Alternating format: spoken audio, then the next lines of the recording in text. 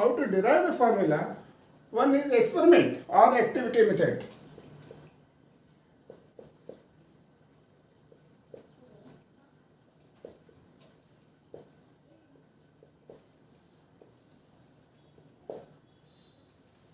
Or activity method.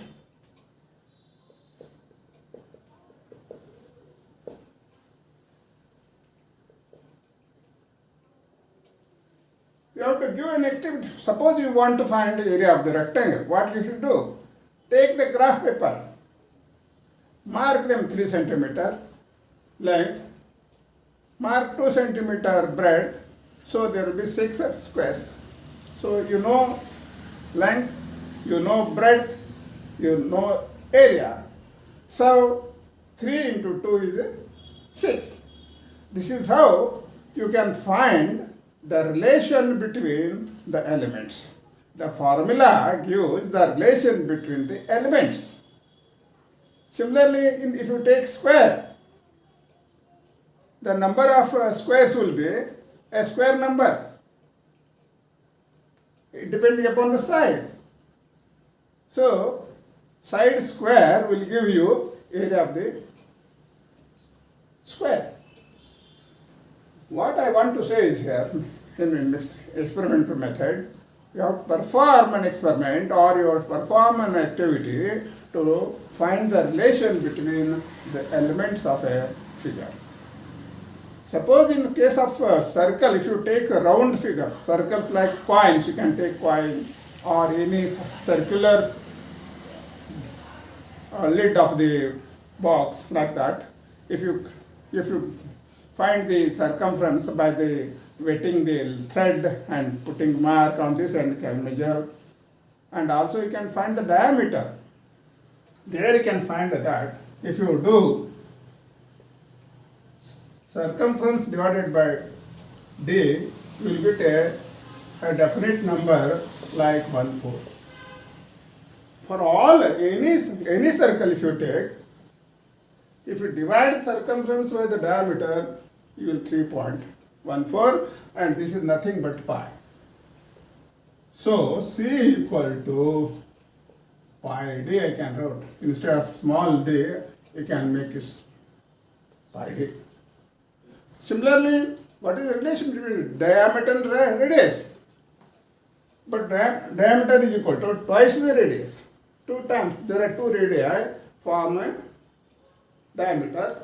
So, pi into 2r will give you 2 pi r. No, first of all we write 2, then pi, then r. The same thing is continues in throughout mathematics. So if you know C is equal to 2 pi r is derived with the activity. Like that, the first method is experiment method. Third one is observation method. You can just observe.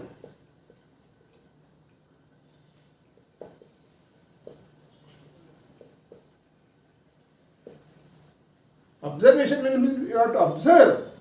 What? In case of in my last session, we have seen that 1 plus 3 is equal to 4. Similarly, 1 plus 3 plus 5 is 9. If there are 2 numbers, it is 2 square. 2 square is 4. If we add 3 odd numbers, you will get 3, 9, which is equal to 3 square. This is simply approximation. Even you can continue, so you can generalize that. Suppose it is 19. So you will get 100 because 19 plus 1 is 10. Half of 20 is 10. So you will get 10 square is equal to 100. This is simply observation method. Third one is logical method.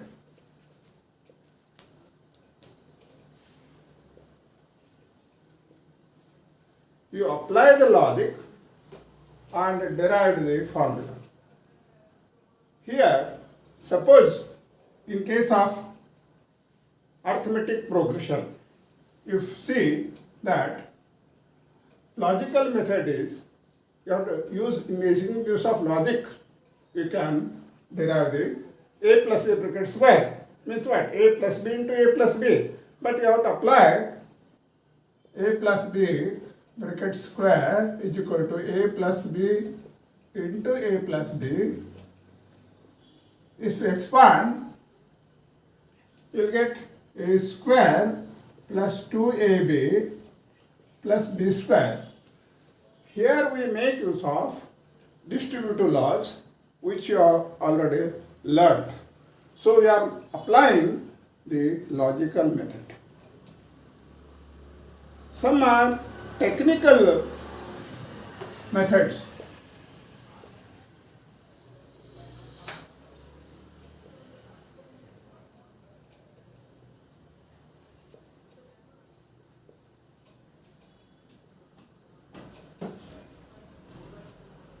Here we definite techniques are used to find the formula.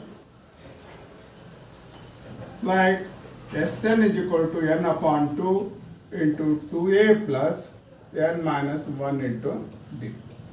This is sum of sequence like any sum, say 2. If I add 3, you will get 5, 8. If you add these, so on, up to, I don't know last number is, what is a here? Here a is taken as 2. Initial, first number is taken as this. And you find that 5 minus 2 is 3, 8 minus 5 is also 3. This is called a common difference. That is why we write D. If you know D and A, what about n? N you can take any number. Say n is equal to 10. 10, 20, like that, 100, whatever number you can choose. Here I have taken n is n itself. That is why S at 10 becomes 10 upon 2 into 2 into 2 plus 10 minus 1 into 3.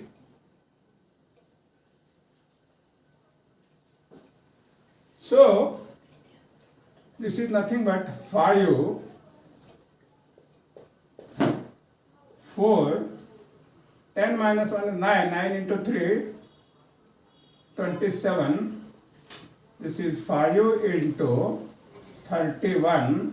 This is 155. This formula here, technical methods we are using, which I am explained in my next sessions. But